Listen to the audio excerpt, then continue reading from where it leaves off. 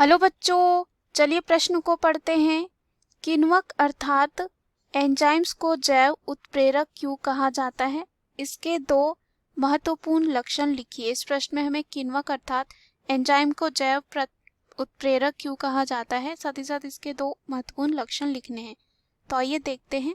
सबसे पहले जो है इस प्रश्न में हम बात करेंगे मुख्य अवधारणा की।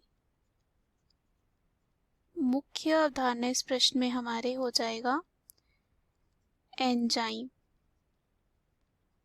किण्वक अर्थात एंजाइम के बारे में देखते हैं ये क्या होते हैं, फिर अपने उत्तर में पहुंचेंगे।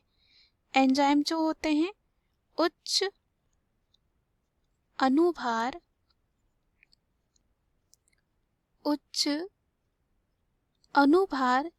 के नाइट्रोजन युक्त जो है जटिल पदार्थ होते हैं जो जीव जंतुओं की जीवित कोशिकाओं में पाए जाते हैं।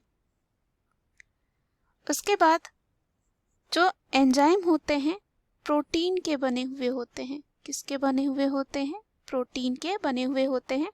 कुछ एंजाइम जो हैं आरएनए के बने हुए होते हैं, जिसे कहा जाता है राइबोजाइम। एंजाइम में जो है अनेक दरार या कह सकते हैं थैली समान संरचनाएं होते हैं, जिन्हें कहा जाता है स्थल। और इन स्थलों से जो है क्रियाकारक जो होते हैं वो आकर जुड़ते हैं। क्रियाकारक आकर जुड़ते हैं। एंजाइम अकार्बनिक उत्प्रेरकों से भिन्न होते हैं, अलग होते हैं। जैसे अकार्बनिक उत्प्रेरक उच्च तापक्रम, जबकि एंजाइम जो होते हैं उच्च तापक्रम पर क्षतिग्रस्त हो जाते हैं। कुछ एंजाइम जो हैं गर्म जल स्रोतों में रहने वाले जीवों में पाए जाते हैं, वे उच्च तापक्रम पे भी जो है क्रियाशील बने रहते हैं। अब यहाँ पे हमें यह पूछा गया है कि किण्वक अर्थात एंजाइम को जैव उत्प्रेरक क्यों कहा जाता है। तो एंजाइम जो होते हैं एक प्रकार के जैविक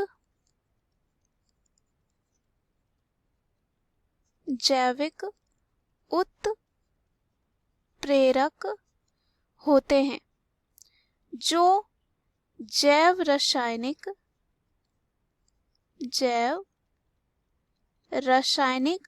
अभिक्रियाओं की दर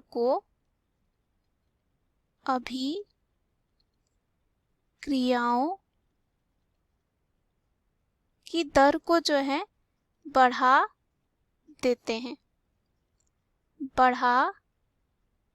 देते हैं, इसलिए इन्हें कहा जाता है जैव उत्प्रेरक।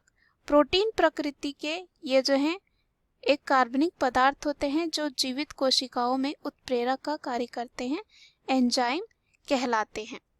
और यहाँ पे ऐसा भी हम कह सकते हैं ये पदार्थ जो है जीव रासायनिक जो है अभिक्रियाओं में उत्प्रेरक का कार्य करते हैं, इसलिए इन्हें जैव जो है रासायनिक उत्प्रेरक भी कहा जाता है।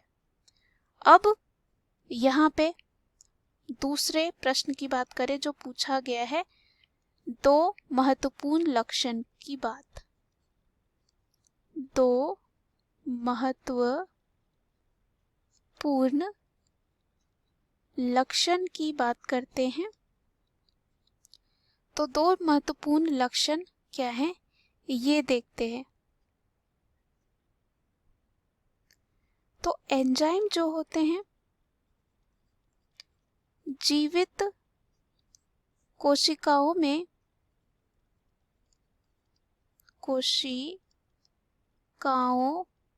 में उत्पन्न तथा रासायनिक रूप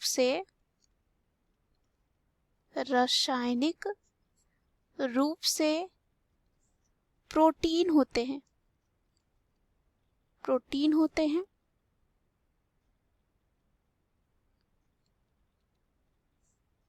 एंजाइम जो है, एंजाइम की सूक्ष्म मात्रा यानी कि बहुत ही कम मात्रा ही अभिक्रिया जो होती है उसको उत्प्रेरित कर देती है, उत्प्रेरित कर देती है। तो हमें बस दो ही महत्वपूर्ण लक्षण के बारे में बताना था, और ये बताना था किण्वक अर्थात एंजाइम को जैव उत्प्रेरक क्यों कहा जाता है। तो हमने देखा कि ये जो एंजाइम होते हैं और कह सकते हैं जैव रासायनिक अभिक्रियाओं में उत्प्रेरक का कार्य करते हैं, इसलिए इन्हें हम कह सकते हैं जैव उत्प्रेरक। और ये भी हम कह सकते हैं ये जो है जैव रासायनिक अभिक्रियाओं की दर को बढ़ा देते हैं, इसलिए भी हम जैव उत्प्रेरक इनको कहते हैं। मुख्य अवधारणा के आधार पर हमने सिद्ध कर लिया है कि किण्वक अर्थात एंजाइम को जैव उत्प्रेरक क्यों कहा जाता है और इसके दो महत्वपूर्ण लक्षण क्या हैं। आशा करती हूँ उत्तर आपको समझ में आया होगा। धन्यवाद।